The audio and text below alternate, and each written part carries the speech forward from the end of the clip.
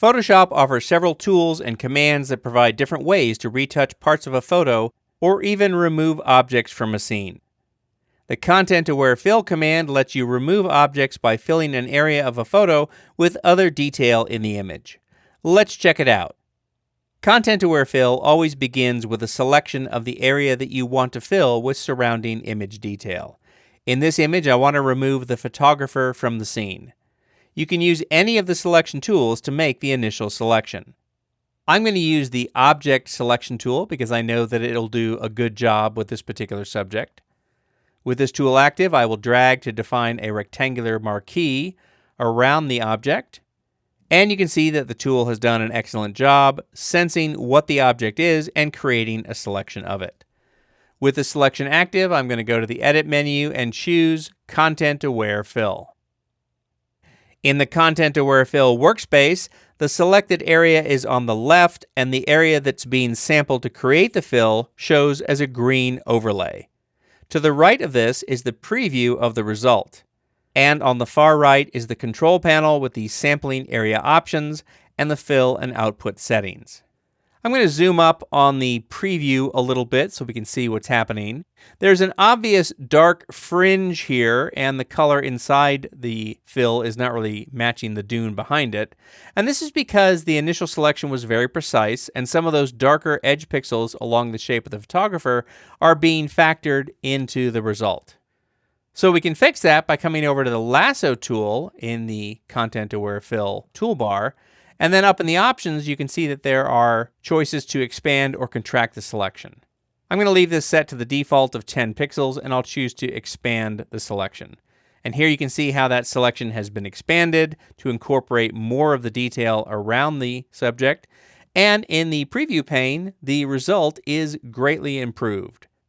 In the sampling area options, the default is set to auto, and this method will use content that is similar to the area that is immediately surrounding the selection, and this is generally the best option to start with. And as you can see for this particular image, it's doing a really good job.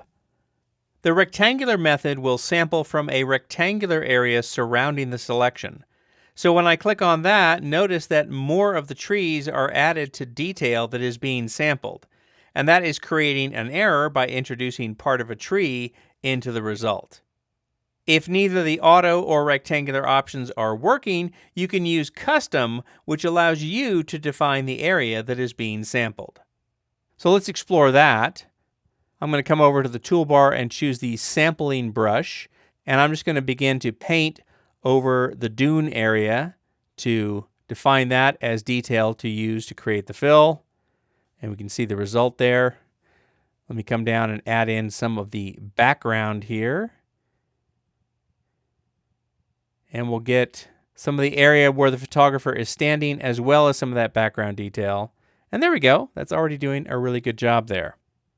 You can use the sampling brush tool with any of the sampling area options to modify the area that is being sampled for the fill. If you have multiple layers in your file and you want the Content-Aware Fill to sample from all of the layers instead of just the active layer, you can do this by clicking on the Sample All Layers checkbox. Below the sampling area options, there are some additional fill settings that you can use, and if you mouse over each of these, a tooltip will appear explaining what they do and what types of situations where they might be useful. Down in the output settings, you can choose to output to the current layer, a new layer, or a duplicate layer. I'm going to leave this set to new layer, which is the default. And when you are satisfied with the result, you can click OK to apply the Content-Aware Fill, and this will then return you to the main Photoshop workspace. Or you can choose to click Apply, which will apply the Content-Aware Fill, but leave the Content-Aware Fill workspace open. This is very useful if there are additional areas that need to be filled. I'll click OK here, and then come up to the Select menu and choose Deselect. In the Layers panel, you can see the new layer that was created by the Content-Aware Fill. And if I turn the visibility of that layer off and then on, you can see that it's doing an excellent job at covering the detail in that part of the image.